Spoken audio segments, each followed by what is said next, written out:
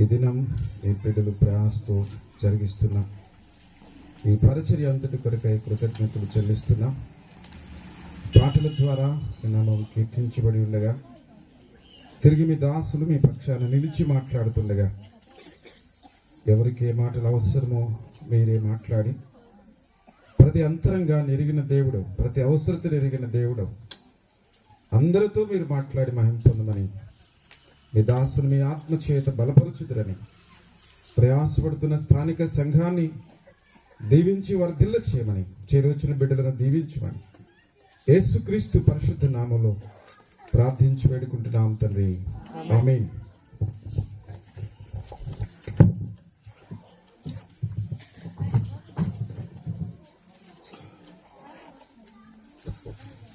ప్రార్థించినటువంటి ప్రయత్నం చేయండి. దేవుని మాటలు మనము శ్రద్ధగా ఆలకించుదాం.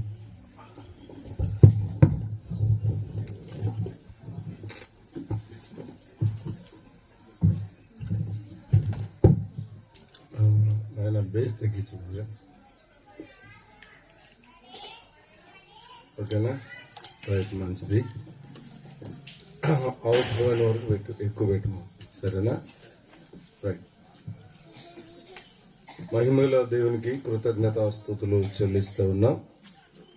నేను మీ మధ్యకి రావటం ఇది మొదటిసారి కనుక చిన్న మాట ప్రార్థన చేసి మన సాక్ష్యాన్ని ఒక్క 5 నిమిషాలు మీకు తెలియజేస్తాను. కనికరం గల తండ్రి, అపాత్రం అయోగ్యులం, ఎన్నికలేని వారం ప్రభువా, నీ కృపలో జ్ఞాపకం చేసుకుని మీ గొప్ప కనికరాన్ని కృపను మాకు తోడుగా ఉంచినందుకే ఈ స్తోత్రాలు వందనాలు చెల్లిస్తున్నాం. ప్రత్యేకమైన నీ కృపను, నీ కనికరాన్ని, మీ దయను, మీ వాత్సల్యతను ఎరిగిన అనుభవంలో మేము జీవించటం మీరు మాకు నేర్పించండి. మీకు ఇష్టలుగా, ప్రేమైన పిల్లలుగా దేవా మా విశ్వాస జీవితంలో నీ మహిమ కొరకు జీవించగలిగే అనుభవాన్ని కలిగి బ్రతకటం నేర్పించండి. ఈ సమయం మాకు దీవెనకరంగా ఉంచండి. బలహీనుడినైనా నన్ను మరుగు చేయండి ప్రభా. ఇక్కడ మోకరించి మీ పాదాల దగ్గర ఉన్న బిడ్డలు అందరికంటే నేను మిక్కిలి బలహీనుడును, అయోగ్యుడును ప్రభా. నీ కృప చొప్పునే ఇంతకాలం కాపాడి ఆదరిస్తున్న నీ దివ్య ప్రేమకై స్తోత్రాలు వందనాలు చెల్లిస్తూ ఈ సమయాన్ని మాకు దీవెనకరంగా, ఆశీర్వాదకరంగా ఉంచండి. జీవాన్ని ప్రవహింపచేయమని నీ పాదములు పట్టుకుంటూ యేసయ్య పరిశుద్ధ నామమున ప్రార్థన చేసి వేడుకుంటున్నాం తండ్రి, ఆమేన్. ప్రభునందు ప్రియమైన సోదరి సోదరులారా, 1991 సంవత్సరం డిసెంబర్ నెల 15వ తారీఖున నేను ప్రభువైన యేసుక్రీస్తు వారిని నా రక్షకునిగా అంగీకరించాను. అది పశ్చిమ గోదావరి జిల్లా తాడేపల్లిగూడ బాదంపూడి అనే గ్రామంలో, తాడేపల్లిగూడకి దగ్గర ఉంటుంది బాదంపూడి. అక్కడ ట్రైనింగ్ చేస్తూ నేను ప్రభువైన యేసుక్రీస్తు వారిని అంగీకరించాను. అంగీకరించిన తర్వాత చాలా ఎక్కువ ఇబ్బందికరమైన పరిస్థితులు, కొన్ని శ్రమలు అలాగే వచ్చినా వాటన్నిటి నుండి దేవుడు ఆశ్చర్యంగా, అద్భుతంగా కాపాడి ఆయన తన కృపను, కనికరాన్ని విస్తరింప చేశాడు. ఒక చిన్న మాట చెప్తాను. ప్రభు సన్నిధిలో నేను ఏ పని లేకుండా ఉన్నప్పుడు ప్రభుని అడిగాను, ప్రభా మరి పని చేయడానికి ఏమి లేదు, ఎందుకంటే నేను 1995 సంవత్సరం మే నెల 1వ తారీఖున వివాహం అయింది. వివాహం అయిన తర్వాత నేను పనిచేస్తున్న ఒక కంపెనీలో చాలా ఇబ్బంది ఏర్పడింది. స్ట్రైక్ అవటం వల్ల ఆ పని ఆగిపోయింది. ఇప్పుడు నేను పని చేయాలి, నాకు ఏదైనా ఒక పని కావాలి. మరి ప్రభు కనికరించని ప్రభుని అడిగితే ప్రభు కనికరించాడు. నేనేం అడిగానంటే ఒక్క నెలకు 500 సంపాదించే ఉద్యోగం చాలు ప్రభు అని అడిగాను. దేవుడు నెలకు 30,000 సంపాదించే ఉద్యోగాన్ని ఇచ్చాడు. ఆయన ఎంత నమ్మదగినవాడో బాల్య అంటే నేను తక్కువ సంవత్సరాల్లోనే ప్రభును విశ్వసించాను. ఆ సమయం నుండి ప్రభు మాట్లాడుతూ ఉండగా చాలా ఆనందాన్ని, సంతోషాన్ని అనుభవించాను. మీకు ఇంకా చెప్పాలంటే చూడండి, మా ఇంట్లో బండలు వేయటానికి విశ్వాసంతో ప్రార్థన చేసి బండలు వేయించాను. ఆ దినాల్లో కరెంట్ లేదు. కరెంటు కొరకు అప్లై చేసి 700 రూపాయలు అయినాయి ఆ దినాల్లో ఇంటికి కరెంట్ వేయించడానికి. అది కూడా ప్రార్థన చేసి కరెంట్ వేయించడానికి దేవుడు కృప చూపాడు. పంపేయించడానికి కూడా పరిస్థితి అనుకూలంగా లేదు. బావి దగ్గరికి వెళ్ళి జోడాలు నీళ్లు తెచ్చేవాడిని. ఎందుకంటే నేను ఇంటికి పెద్ద కుమారుణ్ణి, మా తల్లిదండ్రులకు 5 కుమారులం, నేను పెద్దవాడిని. చాలా కొంచెం బాగా కష్టపడి పనిచేయాల్సిన పరిస్థితి ఏర్పడింది. ఇంట్లో ఒక 5 గేదెలు ఉంటాయి. వాటికి కురితొట్లు నీళ్లు తెచ్చిపోయాలంటే చాలా చికాకు అన్నమాట. చాలా దూరం వెళ్ళి గడ్డి మోపులు కోసుకొని ఇంచుమించుగా 4-5 కిలోమీటర్ల దూరంలో మాకు ఈదుమూడి అని ఉంది. ఈదుమూడికి దగ్గర ఈదుమూడి పొలాలకు వెళ్ళి శనగంజామ నుంచి 2 కాలువలు దాటాలి. రొంపేరు దాటాలి, కృష్ణ కాలువ దాటాలి. అవి దాటి వెళ్ళి మోపులు తీసుకొని వచ్చి పనిచేసేవాడిని. దేవుడు చాలా కృపనిచ్చాడు. చిన్న వయసులోనే కష్టపడి పనిచేయటం నేర్పించాడు. దేవుని కృపను బట్టి అలాగూ పనిచేస్తూ పరిచర్య చేస్తుండగా ప్రభు తన సేవకు పిలిచాడు. 1 సంవత్సరం నేను లోబడలేదు. ప్రభువా, ఇంకా నేను విస్తారంగా సంపాదించి ఆ ధనమంతా నీ సేవ కొరకు ఇస్తాను, నీ సేవ అయితే చేయలేనని అప్పటికి పరిచర్య చేస్తూ ఉండగా చినగంజామ నుండి నల్గొండ జిల్లా 300 చిల్లర కిలోమీటర్లు అక్కడికి వెళ్ళి స్వార్థ పరిచర్య చేయగా కొన్ని సంఘాలు ఏర్పడ్డాయి. దేవుడు అద్భుతంగా కృపను, కనికరాన్ని విస్తరింపజేశాడు. చాలా సంతోషం అనిపించింది. చాలా మంది సేవకులు అన్నారు, నీకు పిలుపు ఉంది, నువ్వు నిర్లక్ష్యం చేస్తా ఉన్నావు అని, నువ్వు రావాలి సేవకి అని చెప్తా ఉంటే నేను చెప్పేవాడిని, ప్రభువు నన్ను స్పష్టంగా సూటిగా వేలు చూపించి పిలిస్తే తప్ప నేను సేవకు రాను. లేదు మీరు చెప్తే రాను, ఇంకోటి చెప్తే రాను. నేను విన్నాం. అట్లా నన్ను ఆయనే పిలవాలి. ఒకరోజు ప్రార్థన చేయడానికి ప్రభు సన్నిధికి వెళ్ళగా హగ్గీ గ్రంథం ద్వారా ప్రభు తన సేవ కొరకు పిలిచాడు. పిలువగా లోబడి విధేయత చూపి ఇంకా ఎక్కడ మీటింగ్కి వెళ్ళినా అక్కడ నాతోనే మాట్లాడేవాడు ప్రభు. Direct target అయిపోయేవాడిని. ఇంకంతే కూర్చొని ఏడుస్తూ ఉండేవాడు. నేను ఎందుకు ఏడుస్తున్నానో చుట్టుపక్కల వాళ్ళకి తెలిసేది కాదు. ప్రభు ఆశ్చర్యంగా రక్షించాడు. దేవుని కృప వలన దేవుని పరిచర్య చేయడానికి ప్రభు దయ చూపాడు. అలాగే దేవుని పని పరిచర్య చేస్తా ఉన్నాం. ప్రభునందు ప్రేమైన సోదరి సోదరులారా, ఈ రాత్రి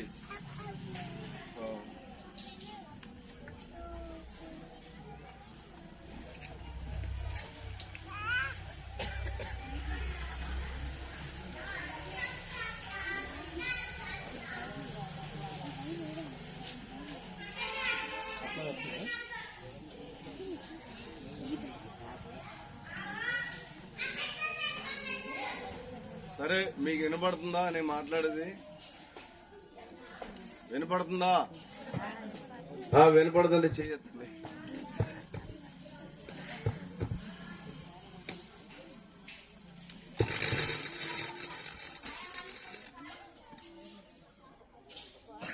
చేస్తాయి.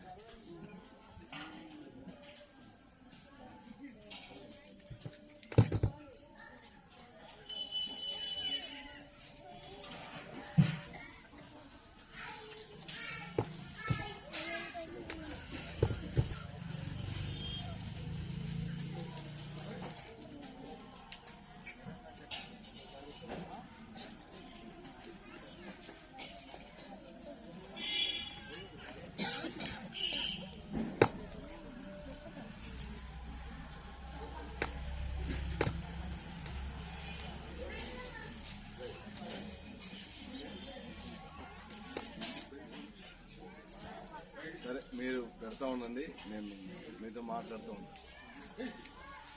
దేవుని కనికరాన్ని బట్టి దేవుని పని చేస్తూ ఉన్నాం. నాకు వివాహం అయింది. ఇలా చెప్పాలంటే కొద్దిగా కష్టంగా ఉంటుంది. నాకు ఒక భార్య, 3 పిల్లలు. ఎంతమంది? 3 పిల్లలు. పాప ఎంఏ అయిపోయింది. బాబు కూడా చదువు అయిపోయింది. ఒక స్థలంలో చిన్న ఉద్యోగం చేస్తా ఉన్నాడు. చిన్న బాబు ఇంటి దగ్గరే ప్రస్తుతానికి తాను డిగ్రీ కంప్లీట్ కాలేదు, ఇంకా డిగ్రీ చేస్తా ఉన్నాడు.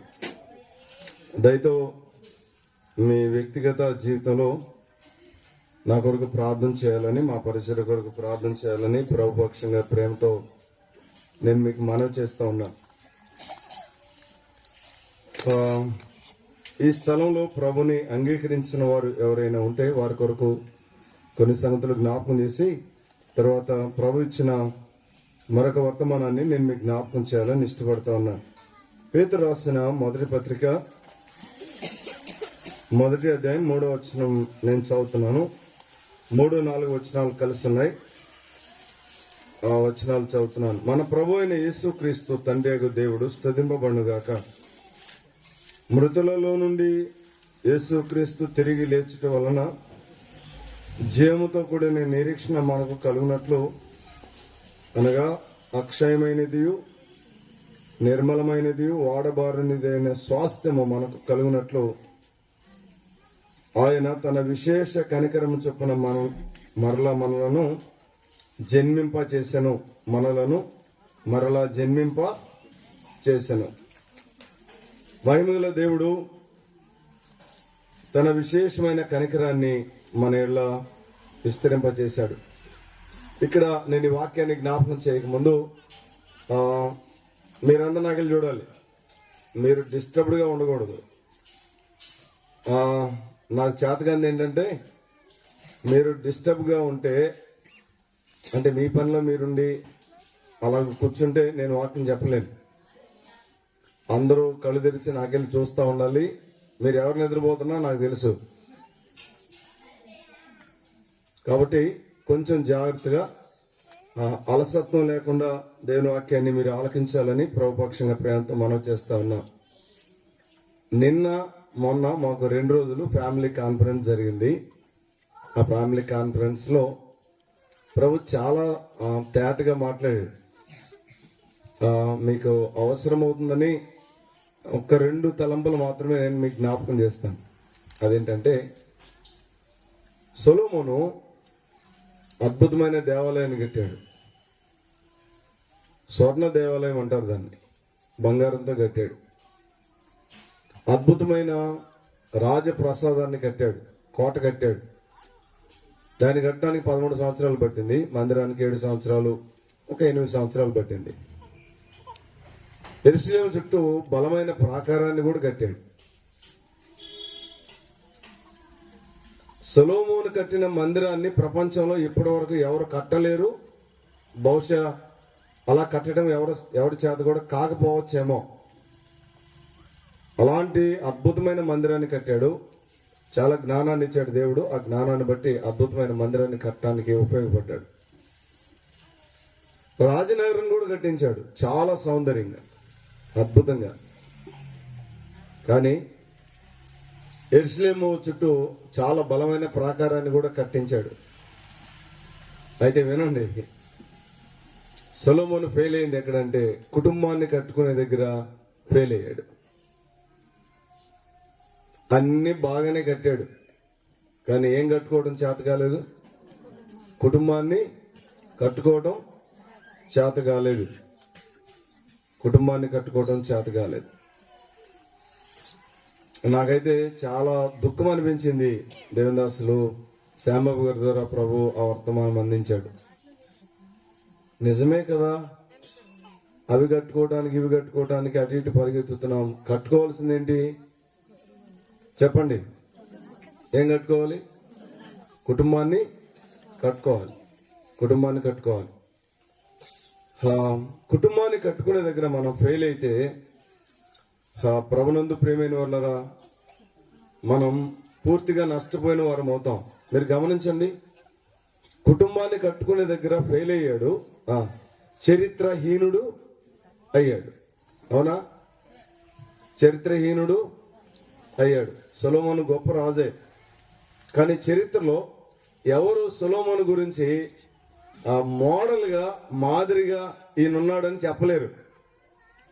మీరు ఎవరు నిలబడినా ఎక్కడ ప్రసంగాలైనా వినండి, చెప్పగలరు ఎవరైనా? చెప్పలేరు. కుటుంబాన్ని కట్టుకునే దగ్గర ఫెయిల్ అయ్యాడు. మన జీవితంలో అన్నిటికంటే ముఖ్యమైనది కుటుంబం. కుటుంబం కుటుంబం కుటుంబాన్ని కట్టుకుందాం. లాస్ట్ గా రాత్రి మాకు అందించిన వర్తమానం ఏంటంటే ఫర్గివ్నెస్. నాకు చాలా ఇష్టమైంది అది. దానిపైన దేవదాసులు జోసఫ్ అన్న మాట్లాడాడు. ప్రపంచంలో దేవుడు అద్భుతమైన వరాన్ని మనకి ఇచ్చాడు. ఆ వరం ఏంటంటే క్షమించటం, క్షమించటం, క్షమించటం.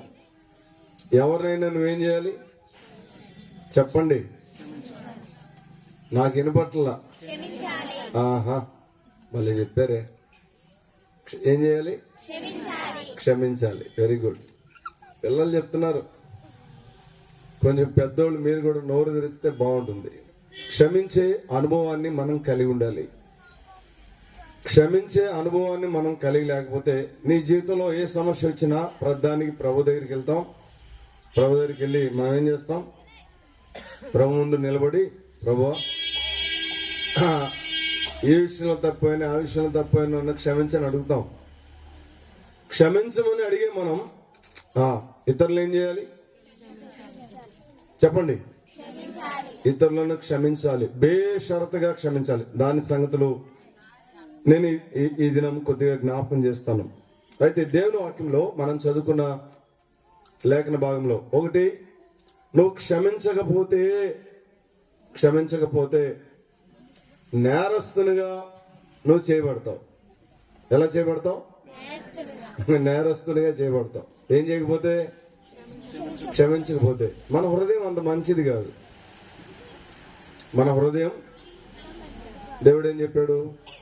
హృదయము చాలా మంచిది, అది ప్రయోజనకరమైనది అని చెప్పాడా? ఏం చెప్పాడు? హృదయము మోసకరమైనది, అది ఘోరమైన వ్యాధి గలది, దాన్ని గ్రహించగలవాడు ఎవడు అన్నాడు. ప్రపంచం అంతా నువ్వు గ్రహించాల్సిన అవసరం లే. నీ హృదయాన్ని నువ్వు గ్రహించి, నా హృదయాన్ని నేను గ్రహిస్తే చాలు. నా హృదయం ఎలా ఉంది అని దాన్ని నేను గ్రహించగలిగితే చాలు, ప్రభు కనికరిస్తాడు. హృదయాన్ని గ్రహించగలిగే అనుభవాన్ని మనం కలిగి ఉంటే ఇతరులను మనం క్షమిస్తాం. ఏ విషయంలోనైనా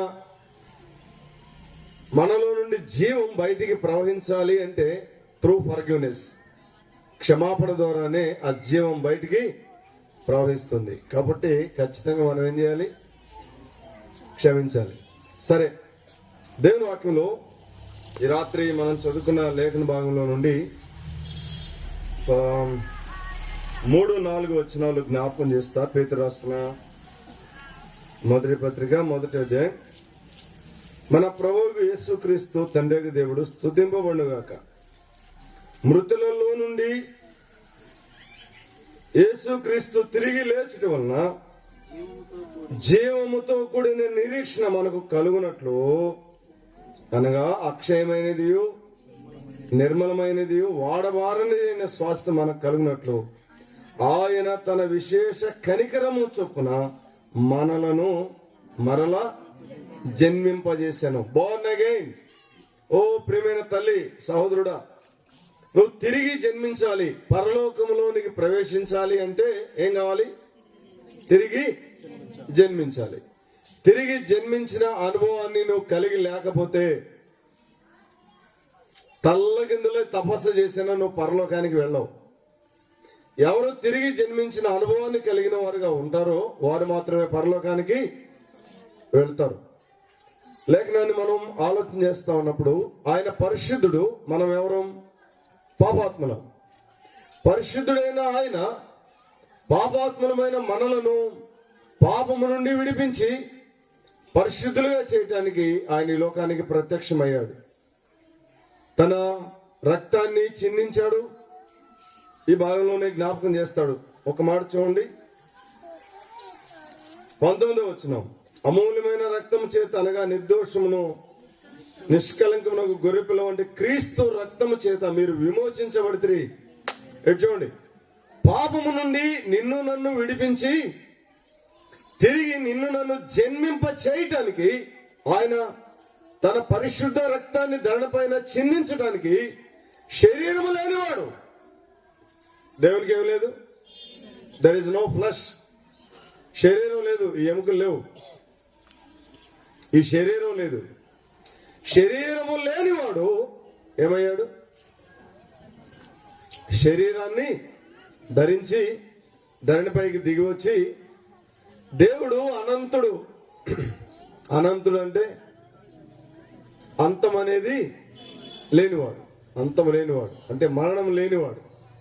మరణము లేనివాడు పాపి అయిన నిన్ను నన్ను పరలోకంలో చేర్చుట కొరకై ఆయన తన ప్రాణాన్ని దానంగా ఇవ్వటానికి ఇష్టపడ్డాడు.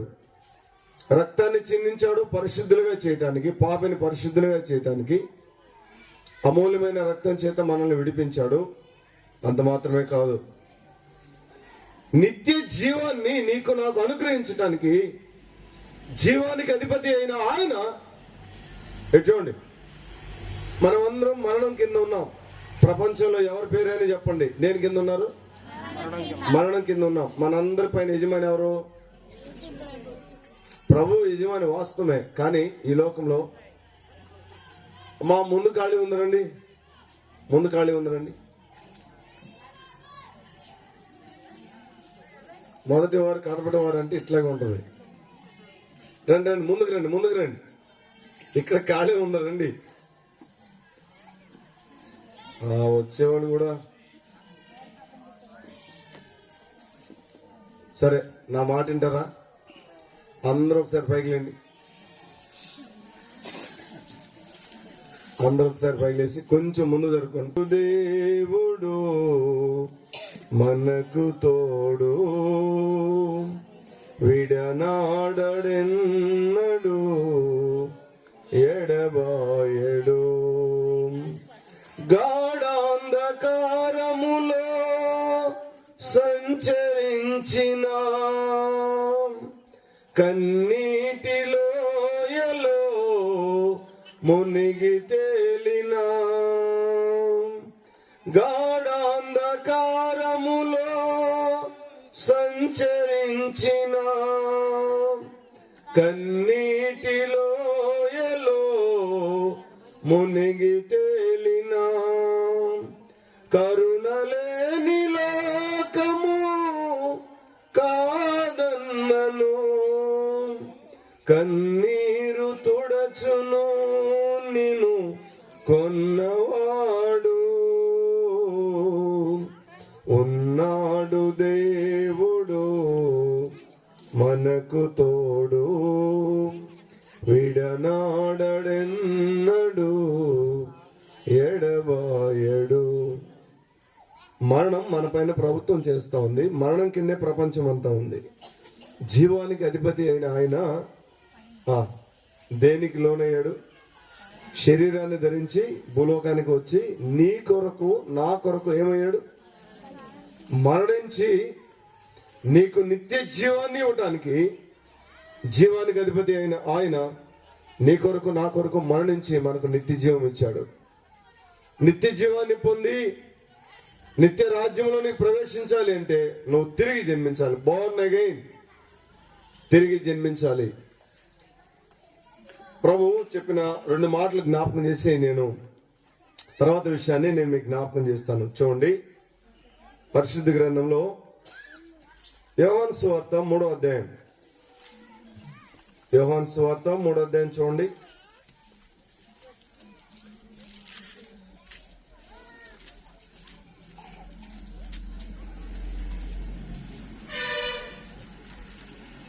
మూడో అధ్యాయం 3వ వచనం. అందుకే అతనితో, ఒకడు క్రొత్తగా జన్మించితేనే కాని అతడు దేవుని రాజ్యమును చూడలేడని మీతో నిశ్చయంగా చెప్పుచున్నాను. అందుకు నికోదేము, ముసలివాడైన మనుషుడు ఎలాగూ జన్మింపగలడు? 2వ మారు తల్లి గర్భమందు ప్రవేశించి జన్మింపగలడా అని ఆయన అడుగుగా యేసు ఇట్లన్నాడు, ఒకడు నీటి మూలంగాను ఆత్మ మూలంగాను జన్మించితేనే గాని దేవుని రాజ్యంలో ప్రవేశింపలేడని మీతో నిశ్చయంగా చెప్పుచున్నాను. సోదరులారా, జాగ్రత్తగా వినండి. దేవుని రాజ్యంలో మనం ప్రవేశించాలి అంటే ఏం కావాలి?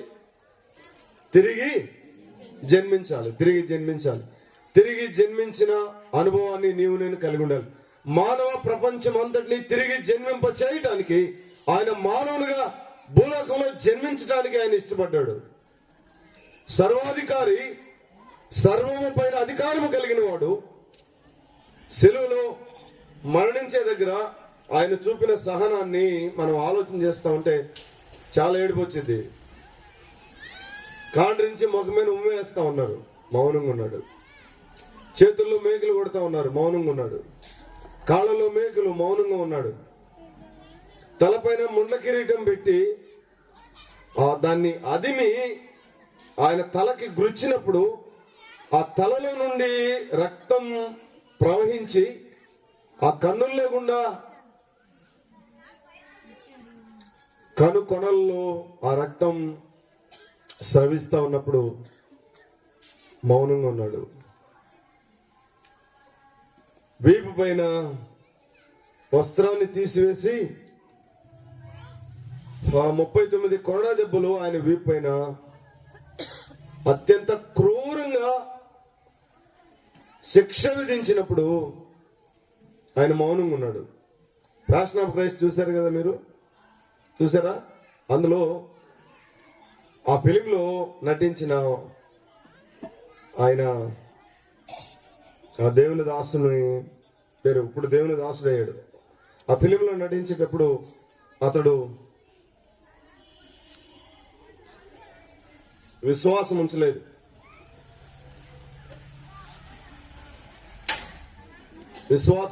ప్రభునందు. ఫిలిం తీస్తా ఉన్నప్పుడు పైన తోలు కప్పారు, వెనక పక్క తోలు కప్పలేదు. ఆ కొరడాలతో కొడతా ఉన్నప్పుడు ఆ కొరడ కొంచెం జారి వీపు కిందకెళ్ళి ఆ కొరడ దేహానికి తాకింది. తాకి కొరడ అలా విసిరాడు. లాగుతూ ఉంటే ఇంకంతే, చర్మం మొత్తం చీలిపోయి బయటకు వచ్చింది. పెద్ద కాకేశాడు, అయ్యో చచ్చిపోయానని. ఒకే ఒక్క దెబ్బ. హాస్పిటల్ తీసుకెళ్లారు. మెల్ గిబ్సన్ ఆ చిత్ర నిర్మాణకుడు. ఏమైంది, అంత కంగారు పడిపోయావు, అంత అరిచావు అంటే తను అన్నాడు, ఒక్క దెబ్బకే నా ప్రాణం పోతే ఆయన తిన్న దెబ్బలెన్ని? 39 కొరడా దెబ్బలు తిన్నాడు. ఎవరైనా ఈజ్ ఎ యూనివర్స్ కింగ్, సర్వ విశ్వానికి రారాజు ఆయన. ఆయన నీ కొరకు నా కొరకు సిలువలో వేలాడు తీయబడి 3 మ్రేకుల మధ్య ఆయన బంధించబడి తన అమూల్యమైన రక్తాన్ని కార్చి ఆ రక్తం చేత నీకు నాకు పాప క్షమాపణ కలుగు చేశాడు. ఓ నా ప్రియమైన తల్లిదండ్రులరా, ఇప్పటికైనా సమయం మించిపోలేదు. లోబడండి. తిరిగి జన్మించిన అనుభవం లేకపోతే నువ్వు నిత్యత్వంలో ప్రవేశించవు, మహిమలో ప్రవేశించవు. ఎవరైతే తిరిగి జన్మించారో వారు భూమిపై పైన పరిశుద్ధులుగా జీవించాలి. పరిశుద్ధ జీవితాన్ని కలిగి ఉండాలి. పేతురు రాసిన మొదటి పత్రిక చూడండి. పేతురు రాసిన మొదటి పత్రిక. ఒకవేళ నువ్వు తిరిగి జన్మించిన అనుభవాన్ని కలిగిన వ్యక్తి అయితే ఇలా జీవించాలి. మొదటి అధ్యాయం 2వ వచనం. దేవుని భవిష్యత్ జ్ఞానమును బట్టి ఆత్మ వల్ల పరిశుద్ధత పొందిన వారై విధేయులగుటకు యేసుక్రీస్తు రక్తం వల్ల ప్రోక్షింపబడుటకు ఏర్పరచబడిన వారికి, చాలు యేసుక్రీస్తు రక్తము వలన పరిశుద్ధత పొందినవారు, ఆత్మ వల్ల పరిశుద్ధత పొందినవారు అంటాడు ఇక్కడ. పరిశుద్ధత పొందినవారు యేసుక్రీస్తు రక్తము వలన మానవుడు ఏం పొందాడు? పరిశుద్ధత పొందాడు. ఇంకా చూడండి, పరిశుద్ధత మాత్రమే కాదు కానీ మొదటి అధ్యాయం 14 వచనం. నేను పరిశుద్ధుడనే ఉన్నాను గనుక మీరును పరిశుద్ధులై ఉండవాలని వ్రాయబడి ఉన్నది. కాగా మీరు విధేయులకు పిల్లలై మీ పూర్వపు అజ్ఞాన దశలో మీకుండిన ఆశలను అనుసరించి ప్రవర్తింపక మిమ్మల్ని పిలిచిన వాడు పరిశుద్ధుడైన ప్రకారం మీరును సమస్త ప్రవర్తన పరిశుద్ధులై ఉండుడి. మానవుడి నుండి దేవుడు కోరుకుంటుంది పరిశుద్ధ జీవితం. ఇలా జ్ఞాపకం చేస్తా ఉన్నా. ఇదే అధ్యాయం 23వ వచనంలో కూడా చెప్పబడిన మాట ఏమంటే 23వ వచనం, మీరు సత్యమునకు విధేయులవుట చేత మీ మనస్సులను పవిత్రపరచుకొని అంటాడు. ఇక్కడ విధేయత, పవిత్రత రెండు కలిపి చెప్పబడ్డాయి. నాకెళ్ళి చూడండి, మనం 3 అంతల పవిత్రతను కలిగి భూమి మీద బ్రతకాలి. ఎంత పవిత్రత? 3 అంతల పవిత్రత. ఒకటి, శరీరంలో పవిత్రతను కలిగి ఉండాలి. ఇది కొన్నిసార్లు చాలా తేలిక అవుతుంది, సాధ్యమవుతుంది. 2, మనస్సులో పవిత్రతను కలిగి ఉండాలి. ఏం కలిగి ఉండాలి? మనసులో పవిత్రత. ఇది సాధ్యమా? చెప్పండి మీరు. సాధ్యమేనా? ఇంటికి వెళ్తారు, ఏం చూస్తారు? ఇక్కడేమో మమ్మల్ని చూస్తారు, ఇంటికి వెళ్ళేమో టీవీ చూస్తారు. కొన్నిసార్లు సొంగ గారిపోతుంటది, ఆ పల్లెంలో అన్నమేమో అది ఎండిపోతుంటది. అట్లాగే నోరు తెరుచుకొని చూస్తూ ఉంటారు. దేన్ని? టీవీని. నిజమా నేను చెప్పేది? అబద్ధమా? నిజమే కదా. ఇప్పుడు మీరు చెప్పండి, నువ్వు మనసులో పవిత్రత కలిగి ఉండడానికి ఆస్కారం ఉందా అక్కడ? లేదు. లేకపోతే ఏం చేయాలి?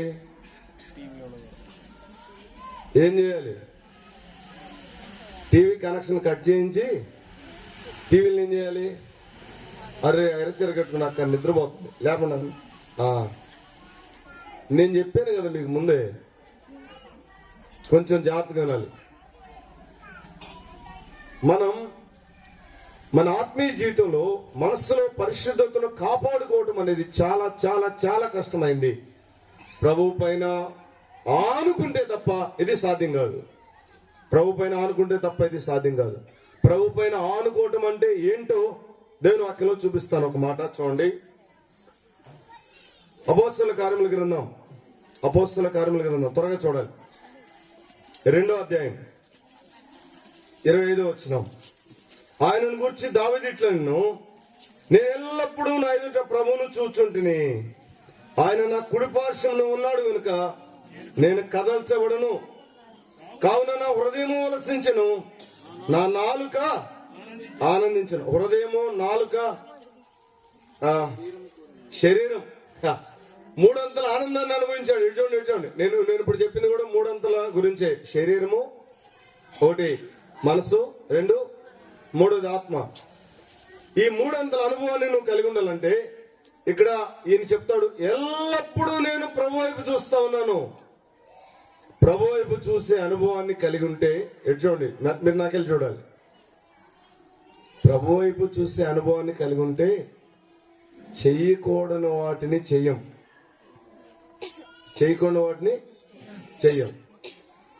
సౌలు దావీదుని చంపడానికి వచ్చాడు. గుహలో ఎవరికెవరు దొరికారు? దావీదుకి సౌలు దొరికాడు. దొరికితే ఏం చేయాలి? చంపాలి. కానీ అక్కడ ఎవరిని చూశాడు? నేను ఎల్లప్పుడూ ఎవరిని చూస్తున్నాను? టీవీ చూస్తున్నానని చెప్పకండి కదా. ఎవరిని చూడాలి? ఎల్లప్పుడూ దావీదు సక్సెస్ కి మూలమిదే. దావీదు విజయాన్ని సాధించడానికి మూలమిదే. దేవుని పిల్లలమైన మనం మన విశ్వాస జీవితంలో ఈ అనుభవంలోనికి రావాలి. ఎల్లప్పుడూ ప్రభువును చూసే అనుభవం. ప్రభువుని నువ్వు ప్రభువుని చూడగలిగితే వస్త్రపు చెంగు కోస్తా ఉంటే అందరూ అన్నారు చంపే అన్నారు. లేదు ఆగండి అన్నారు. వాళ్ళు ఆపాడు. వాస్తవానికి వాళ్ళు ఒగ్గబట్టి ఉన్నారు చంపేయడానికి.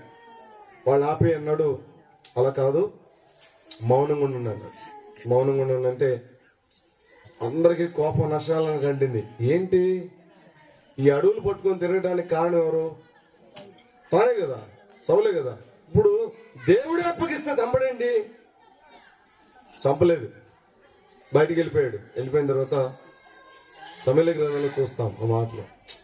నాకు చాలా ఆశ్చర్యమైంది. ఎన్నోసార్లు ఏడ్చుకున్నా అక్కడ ఆ భాగాన్ని చదువుతూ. నిలబడి అంటాడు, కొంచెం దూరంగా వెళ్తాడు. దూరంగా వెళ్ళిన తర్వాత నిలబడి రాజా అనగానే తిరిగి చూస్తాడు. అక్కడ రాయబడిన మాట ఏంటంటే అతడు సాగిలపడి ప్రభు వైపు చూసేవానుకున్న లక్షణం ఏంటంటే నిన్ను చంపడానికి వచ్చేవాని ఎదుట కూడా నువ్వేం చేయగలవు? సాగిల పడగలవు.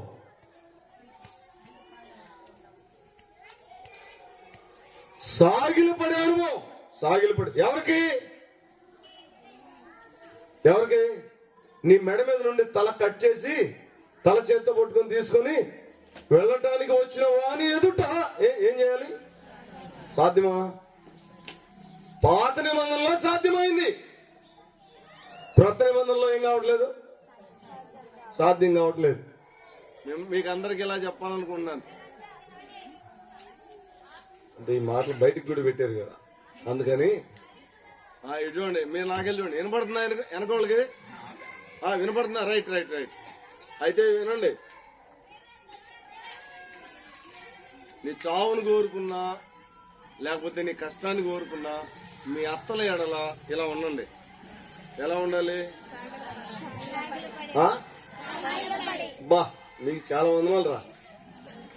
మే గాడ్ బ్లెస్ యూ. సాగిల పడండి. ఎవరు ఎదుట? ముందు అత్తలతో ప్రారంభించండి, తర్వాత సేవ తర్వాత చేద్దాం. ఎవరు ఎదుట? మా అత్త మంచిది కాదన్నా. మా అత్తని నేను ఎందుకు చూడన్నా? మంచిది కాదు అసలు. నీకు తెలియదా నోరు? నిజమే నువ్వు చెప్పేది నిజమే. నేను తప్పేం అంటలా. నువ్వు చెప్పేది తప్పని నేను అంటలా. కానీ చంపటానికి వచ్చిన వాడిని ఏం చేశాడు? సాగిలి పడ్డాడు. వాస్తవానికి ఆ స్థలంలో రక్తం చిందాలి.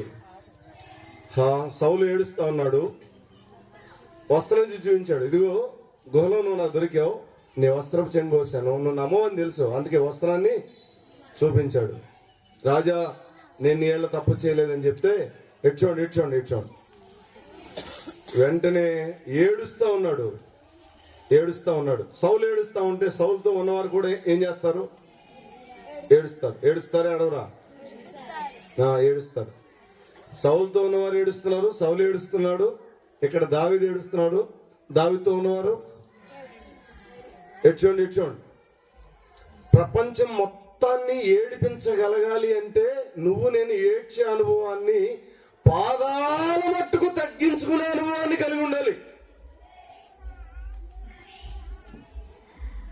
కొంచెం ఉండవు. లేవుస్తా ఉంటే కాలరంలో.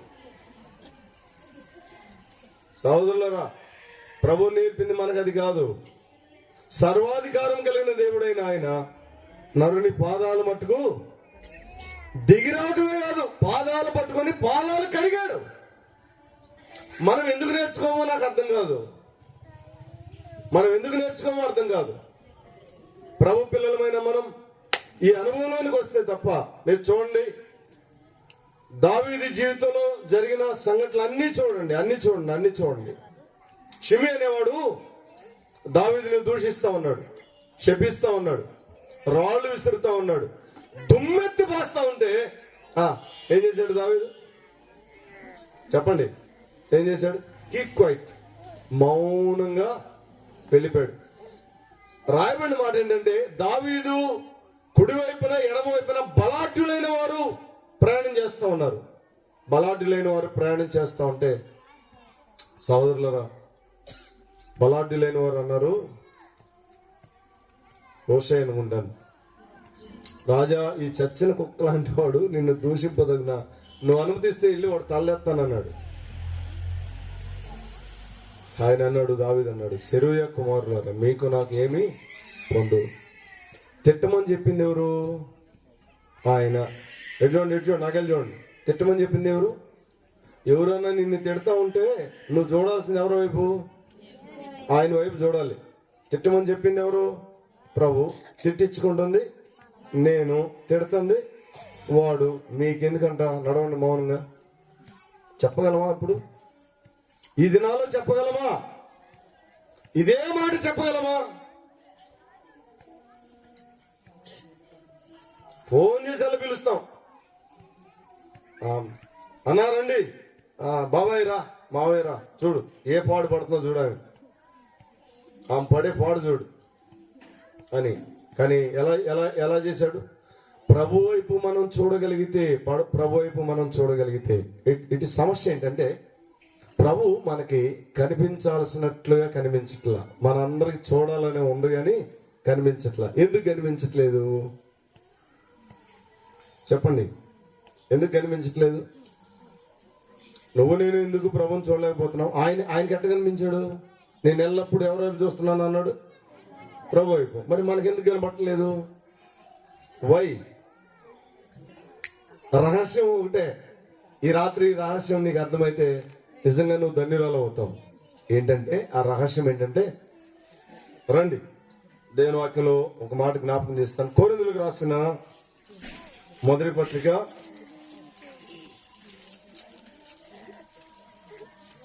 9వ అధ్యాయం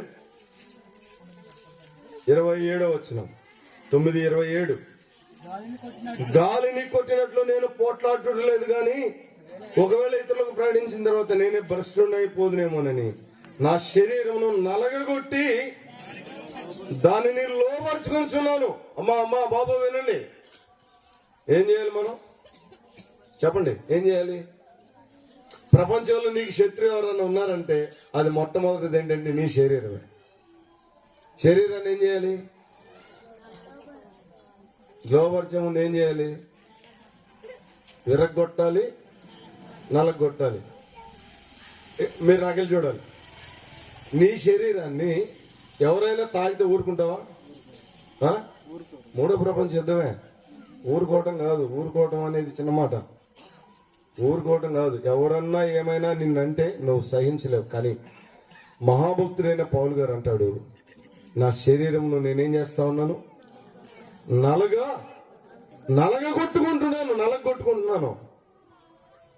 దేవుని సన్నిధిలో నీ శరీరం మాట వెనకపోతా ఉంటే, అంటే చూడకూడదు చూడటానికి ప్రేరేపించబడుతున్నావు, తాగకూడదు తాగటానికి ప్రేరేపించబడతా ఉన్నావు, చేయకుండా సహవాసాలు చేయడానికి ప్రేరేపించబడతా ఉన్నావు, వెళ్ళకూడని స్థలాలకు వెళతా ఉన్నావు, మాట్లాడుతా ఉన్నావు. ఇలాంటి దౌర్భాగ్య స్థితి ఉంటే, ఈ దౌర్భాగ్య స్థితిని బట్టి విరిగి నలిగిన అనుభవంతో దేవుని పాదాల దగ్గరకు వచ్చి అంగలార్చే అనుభవాన్ని మనం కలిగి ఉండాలి. అప్పుడు కనపడతాడు ప్రభు. ఎప్పుడు కనపడతాడు? విరగాలి, నలగాలి. దేవుని వాక్యంలో చాలా మాటలు ఉన్నాయి.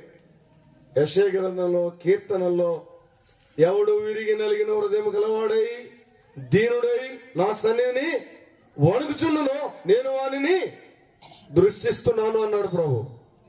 విరిగి నలిగిన హృదయం కలవాడై, మన జీవితాల్లో ఇప్పటి వరకు మనం అభ్యాసం చేయని అంశం ఏదైనా ఉందంటే ఇదే.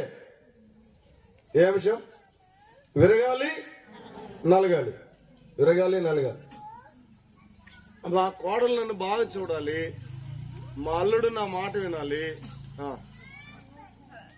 నా కొడుకు నా మాట వినాలి, నా భర్త కూడా నా మాట వినాలి. చాలా మంది అంటారు కదా, కొంగుని కట్టేసుకున్నారండి వీళ్ళు.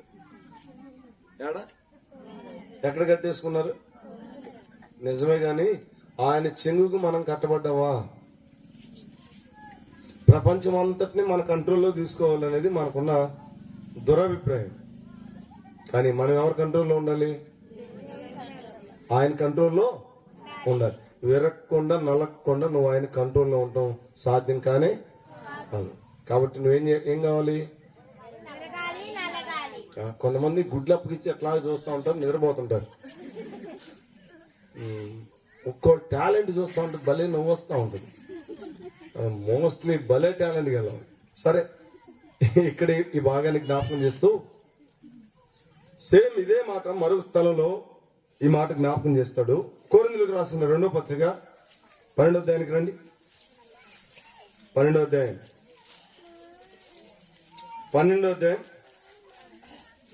7వ వచనం. నాకు కలిగిన ప్రత్యక్షతలు బహు విశేషంగా ఉన్నందున నేను అత్యధికంగా హెచ్చిపోకుండా నిమిత్తము నాకు శరీరములో ఒక ముళ్ళు నేను అత్యధికంగా హెచ్చిపోకుండా నిమిత్తం నన్ను నలగగొట్టుటకు సాతాను యొక్క దూతగా ఉంచబడెను. ఏం చేయడానికి? ఎట్లోండి నేను నలగొట్టుకోవాల్సిన నలగొట్టుకుంటున్నాను. కొన్ని ఏరియాల్లో మనం నలగొట్టుకోం కదా. ఎవరి నుంచాడంట? సాతాను యొక్క. వామ్మో, నాగలు చూడాలి, మీరు నాగలు చూడాలి. ఎవరున్నారు? దేవునికి అవసరమైంది ఏంటి? దేవుడు ఇలాగ ఎందుకు మనల్ని శ్రమలకు ఇబ్బందికి గురి చేస్తాడు అంటే, చూడండి, హెబ్రీయులకు రాసిన పత్రిక 12వ అధ్యాయం. హెబ్రీయులకు రాసిన పత్రిక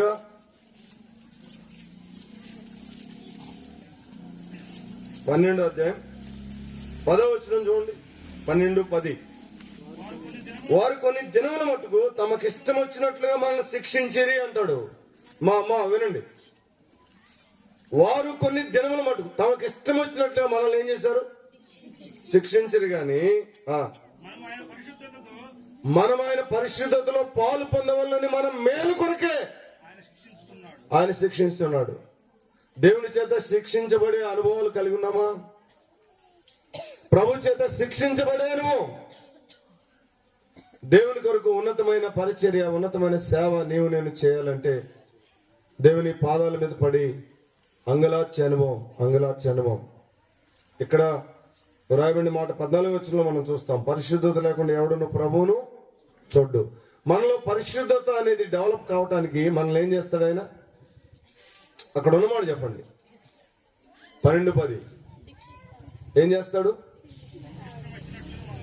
తనకి ఇష్టం వచ్చినట్లుగా, అంటే ఇష్టం వచ్చినట్లుగా శిక్షిస్తాడు.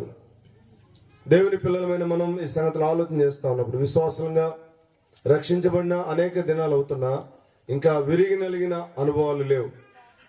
విరిగి నలిగిన అనుభవాలతో మనం పరిశుద్ధతను సంపూర్తి చేయాలి. ఎటువంటి నాకు చాలా ఇష్టమైన మాట, ఒక మాట జ్ఞాపకం చేస్తాను. పరిశుద్ధతను సంపూర్తి చేయాలి. ఎంత పరిశుద్ధతను సంపూర్తి చేయాలి అనేది దేవుని ఆశ అంటే ఎటువంటి? ఎఫెసీయులకు రాసిన పత్రిక, త్వరగా రండి. ఎఫెసీయులకు రాసిన పత్రిక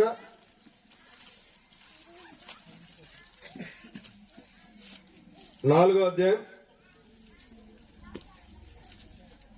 11, 12 వచనాలు కలిసి ఉన్నాయి, చదవండి. మనమందరమును విశ్వాస విషయంలోను దేవుని కుమారునికి వచ్చిన జ్ఞానము విషయంలోను ఏకత్వం పొంది సంపూర్ణ పురుషుల మగ వరకు, అనగా క్రీస్తునకు కలిగిన సంపూర్ణతకు సమానమైన సంపూర్ణత కలవారు మగ వరకు.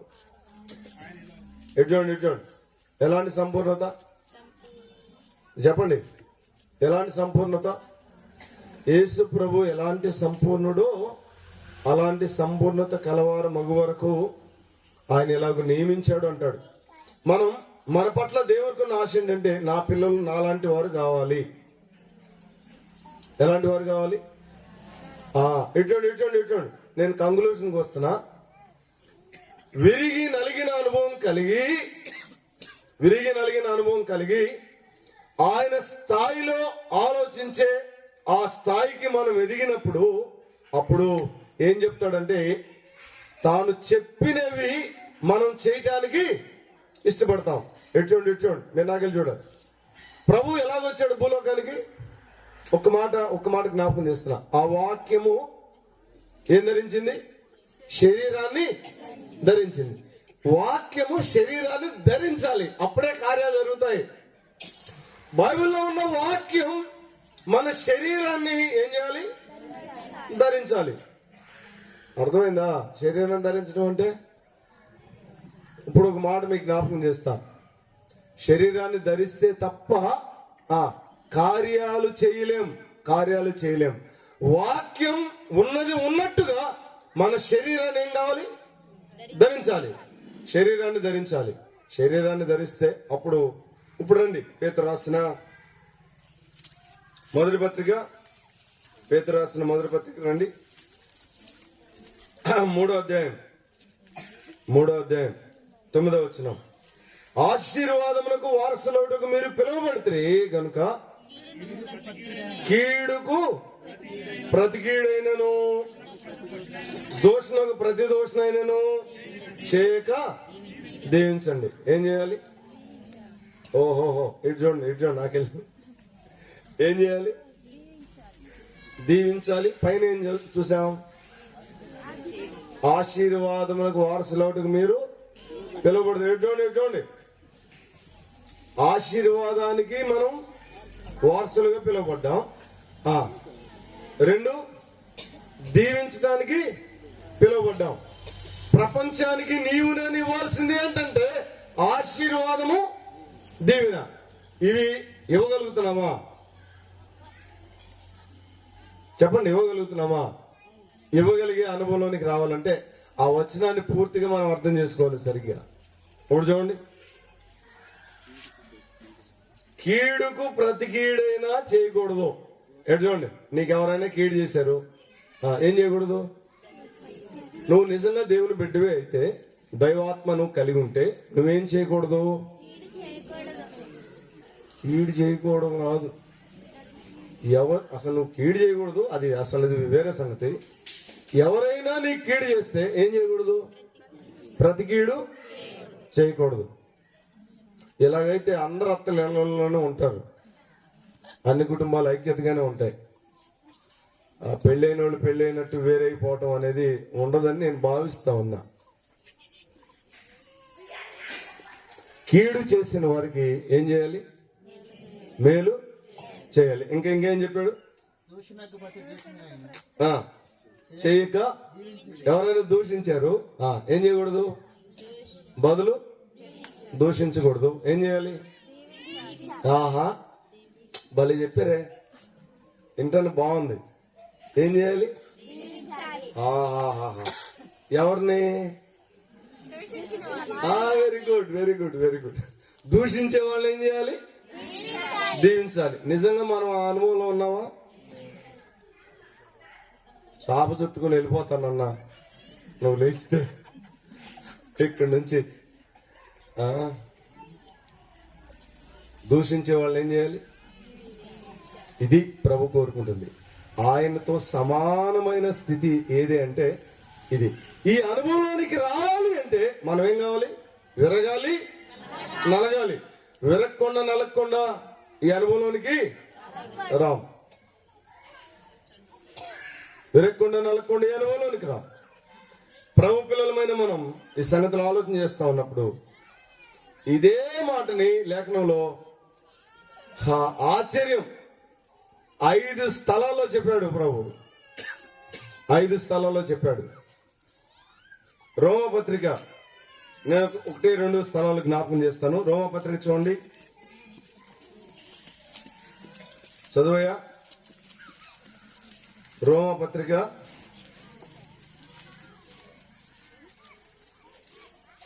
12వ అధ్యాయం 17వ వచనం. కీడుకు ప్రతి కీడు ఎవరికి చేయవద్దు, మనుషులందరి దృష్టికి యోగ్యమైన వాటిని గురించి ఆలోచన కలిగి ఉండు. చాలు. కీడుకు ప్రతి కీడు ఎవరికి చేయవద్దు అని చెప్పాడు ప్రభు. అమ్మా ఎగ్జామ్, నీకెవరు కీడు చేసినా ఏం చేయకూడదు? ప్రతికీడు చేయకూడదు. ఎటు చూడండి, మనలో నుండి జీవం బయటికి ప్రవహించాలి. పరలోకపు జీవం బయటికి ప్రవహించాలి అంటే ఎలా ప్రవహించిద్ది?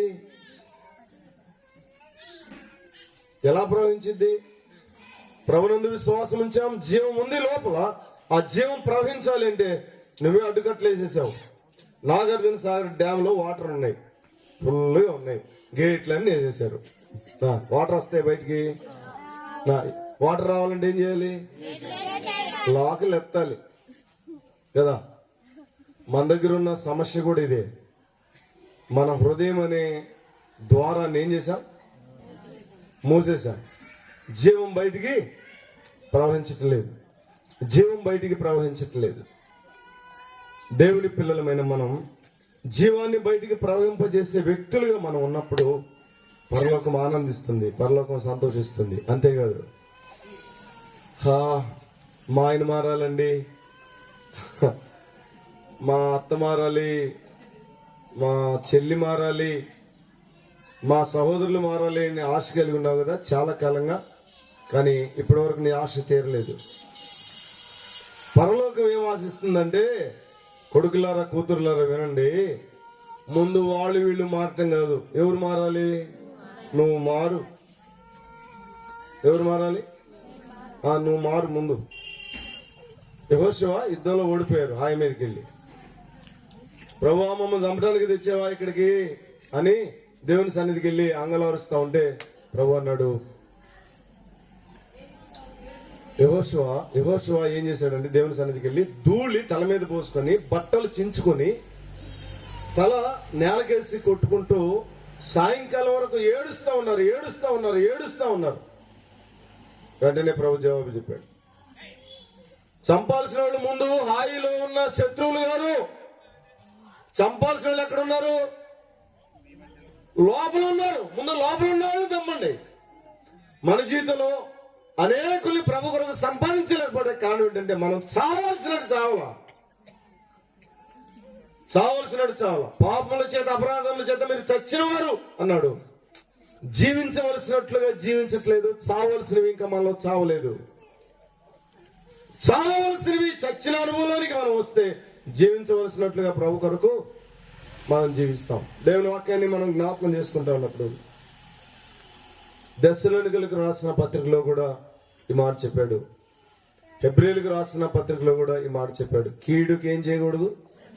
ప్రతికీడు చేయకూడదు. ఈ ఒక్క మాట మీ మనసులో ఉంచండి. కీడుకి ఏం చేయకూడదు? ఒకవేళ చేస్తే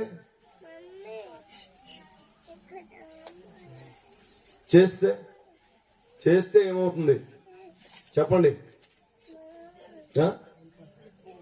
చేస్తే ఏమవుతుందో పేతురు రాసిన పత్రికలో చూపిస్తాను మీకు. చూడండి, పేతురు రాసిన పత్రిక, కీడుకు ప్రతి కీడు చేస్తే ఏమవుతుందో పేతురు రాసిన పత్రిక చూడండి, 3వ అధ్యాయం 10వ వచనం.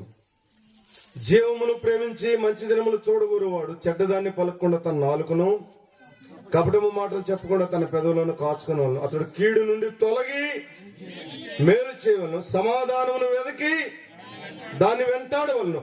ప్రభు కన్నులు నీతిమంతుల మీదను ఆయన చెవులు వారి ప్రార్థనల వైపు ఉన్నవి గాని ప్రభు ముఖము కీడు చేయు వారికి విరోధముగా ఉన్నది. ఒకవేళ నువ్వు కీడు చేసే వ్యక్తిగా ఉంటే నీకు దేవుని ముఖం ఎలా ఉంది? విరోధంగా. అంటే ఎటువంటి రాత్రంతా ఉపవాసం ఉండి ప్రార్థన చేశాను అన్న, ఏం జవాబు ఇవ్వలేదు. ఆయన ఏం మాట్లాడట్లేదు. ఎందుకు మాట్లాడతాడు చెప్పు? ఎందుకు మాట్లాడతాడు? ఇంటికి వెళ్తావు, ఇంటికి వెళ్ళిన తర్వాత ఈ పళ్ళె ఎత్తి ఏడబడేను, ఆ చెట్టు ఎత్తి ఆడబడేను, ఇది ఇలా ఉంది, నా మాట ఎవరేనరు ఇంట్లో అని ఇష్టం వచ్చినట్లుగా ప్రవర్తించటం. దయచేసి మనం అలా చేయకుండా ఉంటే మనల్ని చూస్తున్న వ్యక్తులు మనల్ని చూసి, అక్క ఆయనతో కాపురం చేస్తా ఉన్నావు అంటే నీకు చాలా వందనాలు అక్క, ఎలా సహించగలుగుతున్నావు అని నిన్ను బట్టి ప్రభు సన్నిధికి రావాలి. మా దగ్గర ఒక సహోదరి ఉంది, సత్యవేదం అని, చాలా భక్తి కలిగిన సహోదరి. ఆశ్చర్యం ఏంటంటే తన భర్త ప్రభుని నమ్ముకుందని 3 రోజులు ఇంట్లోకి రానిలా, ఇంటి బయట పెట్టాడు 3 రోజులు. సంగతులు చెప్తే భలే వింటారు మీరు. 3 రోజులు ఇంట్లోకి రానిలా, బయట పెట్టాడు. ఆ ఊర్లో వాళ్ళ అన్నదమ్ములందరూ వచ్చారు. వాళ్ళ అన్నదమ్ములు రక్షించబడ్డేవాడు. వచ్చి మా అమ్మాయి ఏదైనా తప్పు చేస్తే చెప్పండి, మరి ప్రార్థనకి వెళ్ళొద్దంటే కష్టం, అమ్మాయి ప్రార్థనకి వెళ్ళొద్దంటే వాళ్ళ వల్ల కాల, ఊర్లో వాళ్ళ వల్ల కాల, ఎవరి వల్ల కాల, అందరు వెళ్ళిపోయారు. అందరికి చెప్పింది అమ్మాయి వచ్చేయని. అందరు అడిగితే వాళ్ళకి చెప్పింది లేదన్నయ్య, నా భర్త నాకు కావాలి, నా భర్త నాకు కావాలి. ఏడ్చి మేము వెళ్ళడానికి కూడా లేదు. మేము వెళ్తే అస్సలు ఊరు కూడా వెళ్ళా. చాలా మొండోడు. సహోదరులు చెప్పి పంపించాం. 10 మంది సహోదరుల్ని ఆ స్థలం నుండి తాను వెంట పెట్టుకుని వచ్చింది. చిన్నగంజానికి అక్కడికి 2 కిలోమీటర్లు. రాత్రులు కొడుకులకి వచ్చింది. 7 గంటలకు కొడుకు అయితే కొడుకు చూసుకొని ఆ రాత్రి ఆ వచ్చిన వాళ్ళందరూ వెంట పెట్టుకుని తను తీసుకుని వెళ్ళింది. బలమైన విశ్వాసం కలిగిన సహోదరి, దేవుని పరిచర్యకు కూడా విస్తారంగా ఇచ్చింది. పెళ్లి సంబంధానికి ఆ ఇంటికి నేను ఒక సంబంధం తీసుకెళ్తే అన్నం పెట్టడానికి ప్లేట్లు భోజనం చేసే కంచాల్లో పెట్టి, ఏంటి సోదరి ఇందులో పెట్టించామంటే ఉన్నాయి అయ్యానన్నా. మందిరానికి ఎలా ఇచ్చిందో తెలుసా? 25,000, 30,000, 50,000. చాలాసార్లు ఆ సోదరి దగ్గరకు వస్తుంటే ఏడుపు వచ్చేది మందిరం కట్టేటప్పుడు. అలా ప్రభుని ప్రేమించింది. ఓ రోజు దేవుని వాక్యం చదువుతుండగా నీ భర్తను నేను రక్షిస్తాను అని ప్రభు మాట్లాడాడు. యెషయా గ్రంథంలో నుంచి మాట్లాడాడు. మాట్లాడిన తర్వాత ఆ మాట ఇంటి పైన రాసుకుంది, డోర్ పైన రాసుకుంది. ఆశ్చర్యం ఏంటంటే ఆ 3 రోజులు రానిలేదు కదా, ఇంటి బయటే ఉంది. 3 రోజు అయిపోయింది, 4వ రోజు వచ్చింది. 4వ రోజు తర్వాత నీకు ఆయన వచ్చి అడిగాడట, నీకు యేసు ప్రభు కావాలా నేను కావాలా అని. నాకు యేసు ప్రభు కావాలి, నువ్వు కావాలి. నేను కావాలంటే లోపలికి రా, యేసు ప్రభు కావాలంటే బయటే ఉండంటే ఇంకా ఉంది. నేను నా ప్రభుని విడిచిపెట్టి ఉండలేను, ప్రభుని నమ్ముకున్నాను గనుక మిమ్మల్ని విడిచిపెట్టి ఉండలేను. సరే తట్టుకోలేక సరే వచ్చి జావు అన్నాడట. లోపలికి వెళ్ళింది, ప్రార్థన చేస్తా ఉంది, బాగా ప్రార్థన చేస్తా ఉంది. ప్రభు మాట్లాడాడు. కరోనా టైంలో ఆయనకి పక్షవాతం వచ్చింది. వాస్తవంగా ఎగిరిపోవాలి, తాను ఆ టైంలో ఎగిరిపోవాలి. పక్షవాతం వచ్చి ఎడం చెయ్యి ఎడం కాళ్ళు 2 పడిపోయినాయి. హాస్పిటల్లో సోదరి చేసిన పరిచర్య అద్భుతమైన పరిచర్య. హాస్పిటల్లో ప్రభు దర్శించాడు, తనని రక్షించబడ్డాడు, తీర్మానం చేశాడు, బాప్తిజం తీసుకున్నాడు. ఇప్పుడు సువార్త సేవలో మాతో కలిసి సువార్త సేవలో పత్రికలు ఈ చెయ్యి పనిచేయదు, ఈ చెయ్యి లేవదు కానీ అద్భుతంగా సువార్త ప్రకటించడానికి వస్తాడు. మోకరించి ప్రార్థన చేసేటప్పుడు కళ్ళ ఉంటే నీళ్ళు కారుతా ఉంటాయి. ఎలా రక్షించబడ్డాడు చెప్పండి? ఈ అనుభవం ఉంది ఆ సోదరికి. ఏ అనుభవం చెప్పండి? కీడు చేసేవారికి మేలు చేసే అనుభవం. మనం అనేకుల్ని సంపాదించలేకపోవడానికి కారణం ఏంటంటే మనం బ్రతకాల్సినట్లుగా, అంటే ఉండవలసిన కొలతల్లో ఆ మెజర్మెంట్ లో మనం లేము. ఉండవలసిన కొలతల్లో ఉంటే ఈ ఊర్లో ఉన్న ప్రజలు అనేకులు ప్రభు పాదాల దగ్గరికి వస్తారు, రక్షించబడతారు, నిత్య జీవానికి వారసులు అవుతారు. ప్రభునందు ప్రియమైన సోదరి సోదరులారా, మన జీవితాల్లో ఎల్లప్పుడూ ప్రభు వైపు చూడాలి అంటే, ప్రభుని కనిపించాలి అంటే ఏం కావాలి? ఏ అనుభవం కావాలి? విరగాలి, నలగాలి. మనకి విరగటం నలగటం చేత కాదు, విరగదీయటం చేత. ఎదుటోళ్ళని మాటలతో విరగదీస్తాం కదా, దెబ్బకి షటప్ ఎవరు మౌత్ అన్నట్టు చేస్తాం, నోరు మూసుకొని వెళ్ళిపోతారు మనం మాట్లాడితే. అది కాదు, అది కాదు. మనము విరిగి నలిగిన అనుభవంలోనికి వచ్చినప్పుడు కీడు చేసే వారికి మేలు చేస్తాం, దూషించే వారికి ఏం చేస్తాం? దీవిస్తాం. ఏం చేస్తాం? దూషించే వారిని. దోషణకు ప్రతి దోషణ చేయక వారిని ఎప్పుడన్నా దీవించావా? ఒక్క ఇన్సిడెంట్ చెప్పి నేను క్లోజ్ చేస్తాను. ఒక ముస్లిం సోదరుడు ఓ సేవకుని దగ్గరికి వచ్చి, నేను ప్రభుని నమ్ముకున్నానండి, నాకు బాప్తిసం ఏంటి అని అడిగాడు. ఇదేంటయ్యా, నీకు బాప్తిసం ఇస్తాం, ఇప్పుడే కదా నువ్వు వచ్చింది, నువ్వు మందిరానికి రాలేదు కదా, ఎక్కడికైనా ప్రార్థనకి వెళ్ళావా అంటే, నేను ఎక్కడికి వెళ్ళలేదండి అన్నాడండి. మరి నువ్వు నా దగ్గరకు వచ్చింది ఇప్పుడే, నేను నీకు బాప్తిసం ఎలా ఇవ్వగలను అంటే, నువ్వు ప్రభుని ఎలా నమ్ముకున్నావు అంటే, అప్పుడు చెప్పాడట, సార్ నేను ప్రభుని ఎలా నమ్ముకున్నాను చెప్తున్నా వినండి. నేను ఈ ఊర్లో ఒక జమీందార్ ఇంటికి వెళ్ళాను. జమీందార్ ఇంటికి వెళ్తే నేను లోపలికి వెళ్ళి నిలబడ్డాను. ఆయన లేడు ఇంట్లో. అయితే వస్తాడు ఉండండి అన్నారు. నేను నిలబడి ఉన్నాను. ఆ ఇంట్లో పని చేయడానికి ఒక వ్యక్తి వచ్చాడు, ఒక తట్ట తీసుకొని వచ్చాడు. ఆ తట్ట వాకిట్లో పెట్టి తాను గేదెల దగ్గర పేడకళ్ళి తెస్తా ఉన్నాడు. ఈ పెద్ద ఆయన లోపలికి వస్తూ వస్తూ తెల్ల పంచి కట్టుకున్నాడు. ఆ తట్టకి కొంచెం పంచి తగిలింది. తగిలితే రేయ్ ఇట్రా అని పిలిచాడు. ఎక్కడ తట్ట పెట్టేది?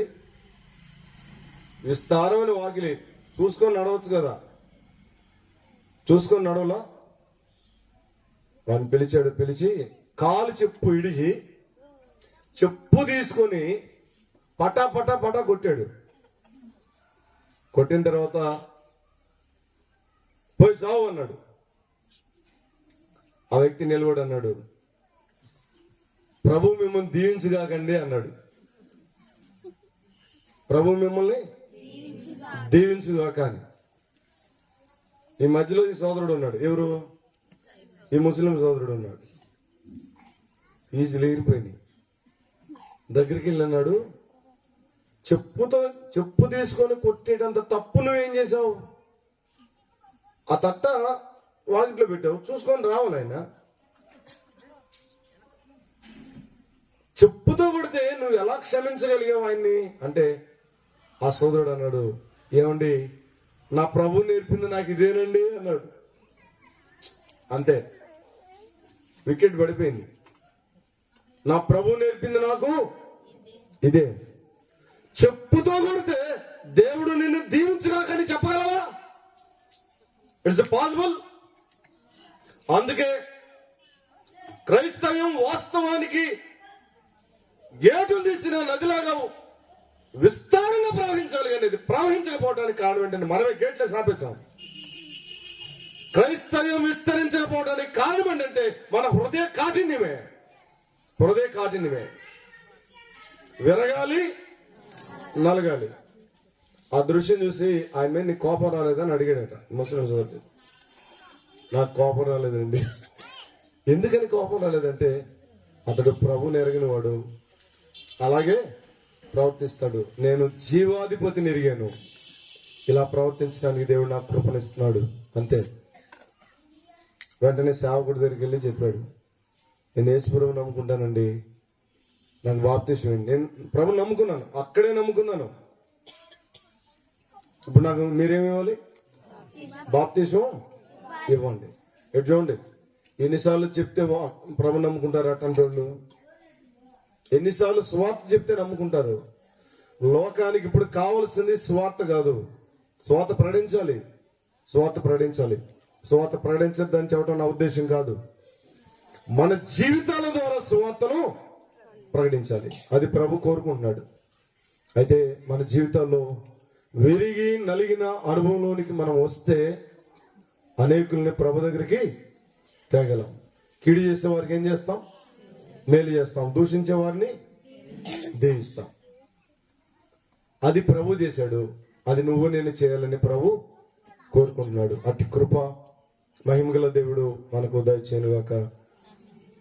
ప్రభునందు ప్రియమైన సోదరి సోదరులారా, ఈ రాత్రి ఒకవేళ ప్రభు నిన్ను దర్శించి నీతో మాట్లాడితే, ప్రభుని అంగీకరించకుండా చనిపోతే ఆరని అగ్నిగుండం ఉంది, యుగాయుగాలు తగలబడి నిత్యాగ్నిగుండానికి వెళ్తావు. నువ్వు తిరిగి జన్మించాలని ప్రభు కోరుకుంటా ఉన్నాడు. ప్రభుని ఎరగకపోతే ప్రభుని ఎరగండి. ప్రభుని ఎరిగిన వారు ఏ అనుభవంలోనికి రావాలి చెప్పండి? విరగాలి, నలగాలి. విరగాలి, విరిగి నలిగిన అనుభవంలోనికి మనం వస్తే ప్రభు మన యందు సంతోషిస్తాడు, ఆనందిస్తాడు. నిన్ను బట్టి పరలోకం ఆనందిస్తుంది. నన్ను బట్టి నా ప్రభు ఆనందించడం కంటే ఇంకా ఎక్కువైంది ఏముంది చెప్పండి? నేను నా ప్రభువుని సంతోషపెట్టేవానిగా ఉంటే ఎప్పుడు ఈ లోకయాత్ర ముగించినా నా ప్రభు దగ్గర నేను సంతోషంగా వెళ్ళిపోతాను. ఎడ్చోండి, ఆనందం ఉంటుంది, సంతోషం ఉంటుంది. పరలోకం ఎప్పుడు వెళ్తానని. ఇప్పుడు చాలా మందిలో ఉన్న భయం ఏంటంటే పరలోకం వెళ్ళాలంటే భయం. ఎందుకని? జీవితాలు సరిగా లేవు కాబట్టి. అని జడ్జిమెంట్లు మీరే చేసేట. జీవితాలు సరిగా లేవు కాబట్టి మనం విరిగి నలిగిన అనుభవంతో ప్రభు పాదాల దగ్గరికి వద్దాం, అప్పగించుకుందాం, దేవునికి ఇష్టలుగా ప్రియమైన పిల్లలుగా జీవిద్దాం. అట్టి కృప మహిమగల దేవుడు మన ఎలా విస్తరింప చేయనుగాక. తల ఉంచండి, ప్రార్థన చేద్దాం.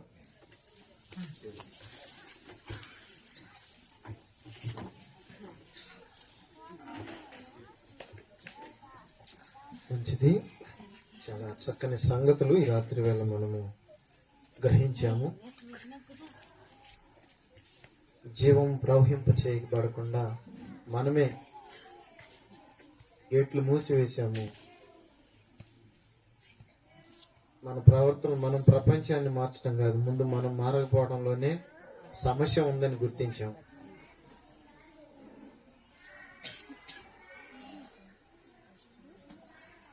మన ఇంట్లో వాళ్ళు రక్షించబడకపోవడానికి కారణాలు కూడా ఇక్కడే మనం గ్రహించాం.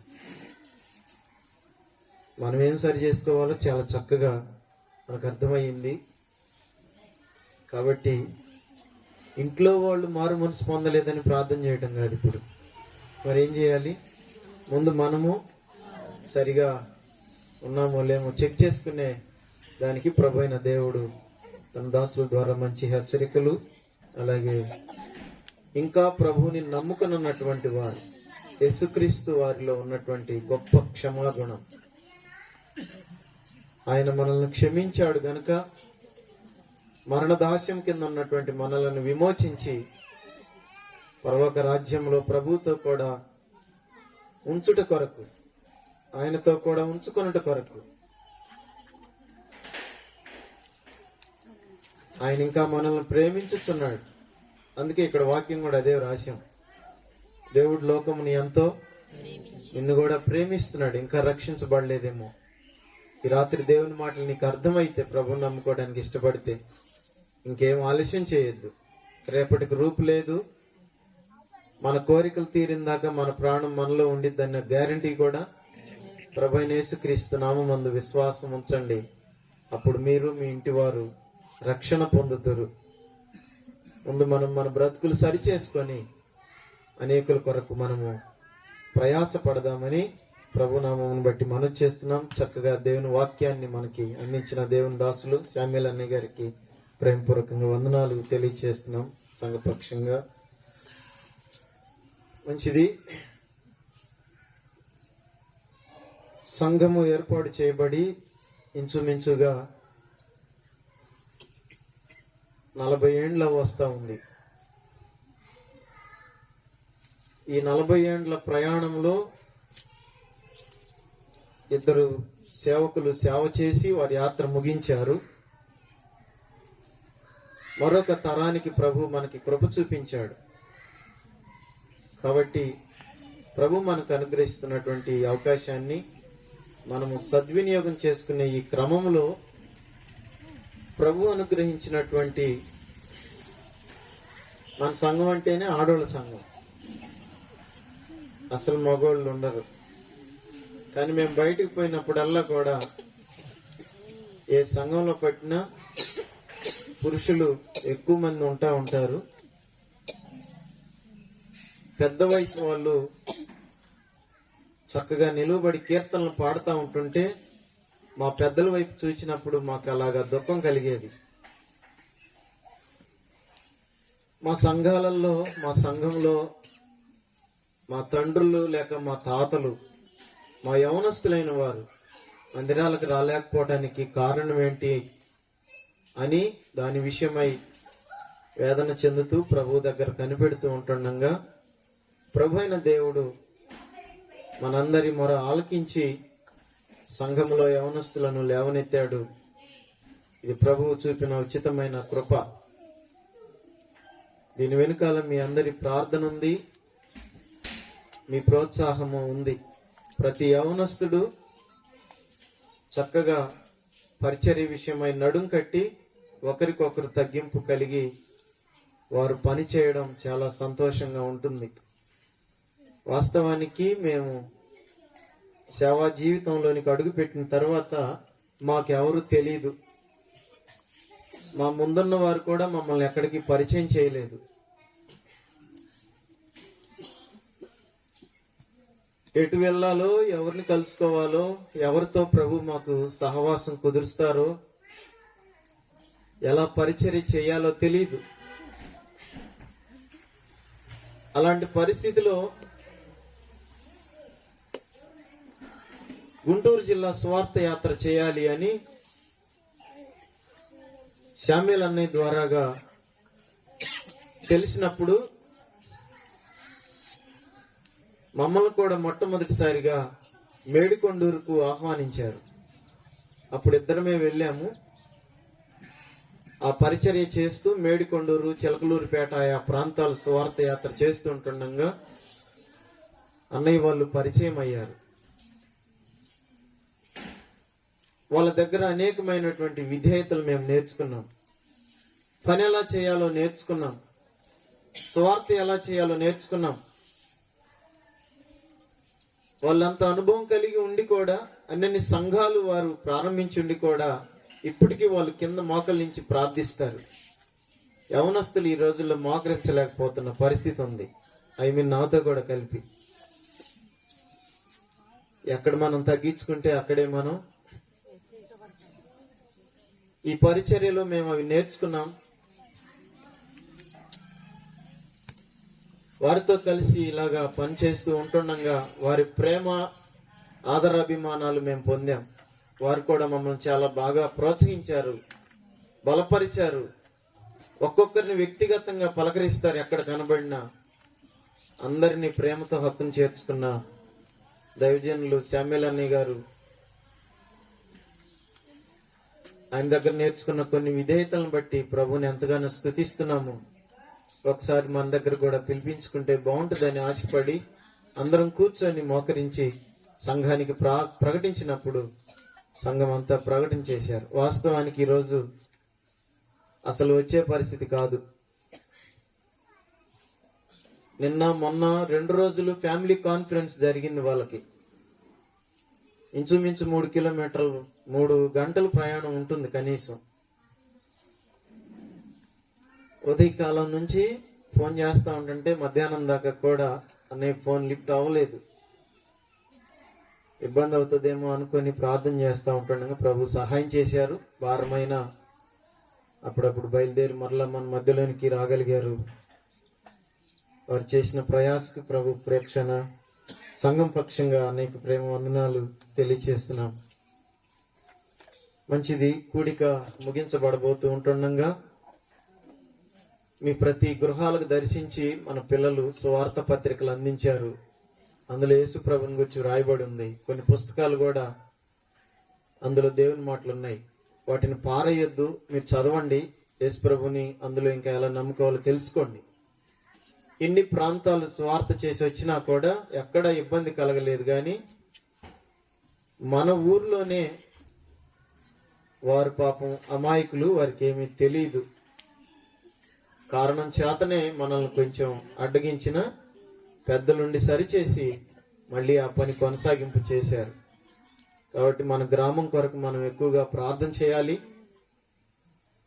వారందరి విమోచన కొరకు కూడా మనం ప్రార్థన చేయాలి. చేరి వచ్చిన వారందరి కొరకు కూడా మరి భోజనాలు చక్కగా సిద్ధపరచబడి ఉన్నాయి. అందరూ భోజనాలు చేయండి. భోజనాలు చేసేటప్పుడు కొంచెం క్రమశిక్షణ పాటించండి. అందరికి ఒక్కసారి సర్వ్ చేయటం కొంచెం కష్టంగా ఉండిద్ది కాబట్టి వచ్చిన వారందరికీ రావాల్సిన వారికి కూడా సమృద్ధిగా భోజనం సిద్ధపాటు అయి ఉంది. కొంచెం నెమ్మది వహించగలిగితే బఫే సిస్టమ్ పెడతారు. మీకు 2 కౌంటర్లు ఉంటాయి. 3వ కౌంటర్లో మీకు స్పెషల్గా 2వ మారు అన్నం పెట్టించుకునేదానికి అవకాశం ఉంటుంది. వాటిని గమనించుకోండి. సహోదరులు సహోదరి కౌంటర్కి వెళ్ళండి. సహోదరులు కౌంటర్కి వెళ్ళండి. మనమేం ఎక్కువ మంది లేము కాబట్టి చాలా ఈజీగా మనం పరిచర్య చేసుకోవచ్చు, మనం తొందరపడకపోతే. కాబట్టి ప్రతి ఒక్కరు అలా సహకరించండి. దేవుని మాటలు విన్నారు కదా. ప్రభువైన యేసుక్రీస్తు వారిని నమ్ముకోవడానికి మీకు ఇష్టమైతే, దేవుని సేవకులు మనతో ఉన్నారు, నేను యేసు ప్రభువుని నమ్ముకోవడం నాకు ఇష్టమైంది అని గనక నీవు అంగీకరిస్తే వారు ఇంకా దేవుని మాటలు మీకు అందించి ప్రభువుని ఎలా నమ్ముకోవాలో తెలియచేస్తారు. వారిని మీరు కలుసుకోవాల్సిందిగా మనం చేస్తున్నాం. అలాగే చిరుమామిళ్ళ నుండి కూడా వచ్చిన దేవుని సేవకులు మోషే అన్నకు కూడా ప్రేమపూర్వకంగా వందనాలు తెలియచేస్తున్నాం. వారు కూడా పలుమార్లు ఫోన్ చేసి మమ్మల్ని చాలా ప్రేమగా పలకరిస్తారు. అలాగే చిన్నగంజాం నుండి కూడా ఇంకా అన్న కూడా వచ్చాడు. సమయం మనకి కొంచెం తక్కువగా ఉన్న కారణం చేత మరి వాడుకోలేకపోయాం. ప్రభు చిత్తమున మరొకసారి మనం తప్పనిసరిగా వాడుకుందాం. ప్రార్థన చేసి కూడికి ముగింపు చేద్దాం. ఆ తదుపరి తీసుకోవాల్సిన జాగ్రత్తలు మీరు తీసుకొని ప్రతి ఒక్కరూ భోజనం చేసి వెళ్ళాలి. ఆలస్యం అవుతుందని ఎవరు తొందరపడద్దు. అందరూ చక్కగా భోజనం చేసి వెళ్ళవలసిందిగా ప్రభు నామం బట్టి మనం చేస్తున్నాం. మాకెవరెవరయ్యా, కానీ ఎన్నిసార్లైనా మీ పాద సన్నిధికి వచ్చే అవకాశం ఇచ్చావు ప్రభా. ఉచితముగా మీరు మాకు అనుగ్రహించిన మీ కృపా భాగ్యాన్ని బట్టి కృతజ్ఞతాస్తుతులు చెల్లిస్తున్నాం. రాజులకే రాజువు నీవు, ప్రభువులకే ప్రభువవు, నీవొక్కడవే దేవుడవు, సర్వమును సృష్టించిన వాడవు. దారి తప్పిన ప్రతి మానవుణ్ణి విమోచించి రక్షించడానికి ఈ లోకానికి అయా ప్రభా తండ్రి శరీరాన్ని ధరించి వచ్చారు. మా అందరి శాపము మీ మీద వేసుకున్నారు నాయనా తండ్రి. మా కొరకు గాయాలు పొందారు, మా మరణం అనుభవించారు ప్రభా దేవా. మరణం జయించి తిరిగి లేచారు. అనీతిమంతులమైన మాకు ప్రభువైన యేసుక్రీస్తు వారి పవిత్రమైన నీతిని ఆపాదించి నీ బిడ్డలుగా చేర్చుకున్నారు నాయనా. మీకు వందనాలు స్తోత్రాలు చెల్లిస్తున్నాం అయ్యా ప్రభా. నాయన మీరు ఏర్పరచుకున్న స్థానిక సంఘాన్ని బట్టి స్తోత్రాలు చెల్లిస్తున్నాం. సంఘం క్షేమాభివృద్ధి కొరకు ప్రభా ప్రార్థిస్తుంటుండగా నాయనా తండ్రి మీ వైపు చూచినప్పుడు మీరు మీ దాసులను మా మధ్యలోనికి పంపించడానికి ఇష్టపడ్డారు ప్రభా. ప్రయాస చేసైనా అయా మా మధ్యలోనికి రావడానికి మీ దాసులకు ఇచ్చిన మంచి మనసును బట్టి స్తుతిస్తున్నాం ప్రభా.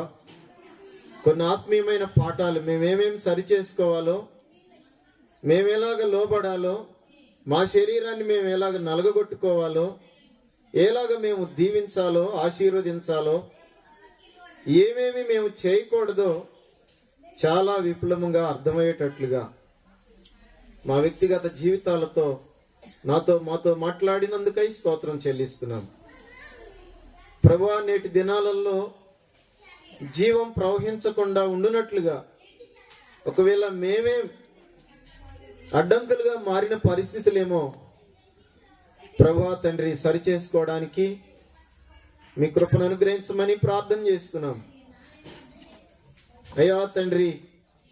మీకు ఆయాసకరంగా చేసే పనులను బట్టి మీరు మా వైపు చూచే దేవుడుగా లేనట్లుగా కూడా మేము నేర్చుకున్నాం. కాబట్టి సరిచేయబడిన అనుభవాలతో మేము ముందుకు సాగడానికి సహాయం చేయండి. మీ దాసులను ఇంకా ఆయా ప్రాంతాల్లో బహుగా వాడుకోనండి. క్షేమము, ఆరోగ్యము, భద్రతనిచ్చి కాపాడండి నాయనా తండ్రి. చేరువచ్చిన ప్రజానికం అంతటినీ బట్టి మీ మాటలు ఆలకించిన బిడ్డలందరిని బట్టి మిమ్మల్ని స్తుతిస్తున్నాం.